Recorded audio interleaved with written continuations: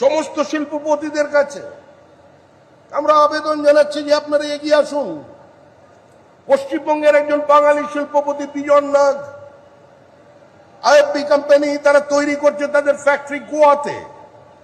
এখন তারা ফ্যাক্টরি তৈরি করেছে উড়িষ্যায়, আসামে জমি খুঁজছে। আমরা তাদের কাছে আহ্বান জানাচ্ছি, ফিরে আসুন, ঘরের ছেলে ঘরে আসুন। আমাদের জমি আছে, আমাদের হিমালয় আছে, আমাদের সাগর আছে, আমাদের নদী আছে, আমাদের উর্বর জমি আছে, আমাদের মেধা আছে, আমাদের স্কিল লেবার আছে, আমাদের টোপোগ্রাফিক্যাল অ্যাডভান্টেজ আছে, আমাদের 3টে আন্তর্জাতিক সীমানা আছে, আমাদের 3টে রাজ্যের সীমানা আছে, আমাদের উত্তর পূর্ব ভারতের গেটওয়ে আছে। আপনারা এগিয়ে আসুন, বিনিয়োগ করুন দক্ষিণ 24 পরগনায়। দক্ষিণ 24 পরগনায় শিল্প চাই। 6 মাস অপেক্ষা করুন, 6 মাস অপেক্ষা করুন।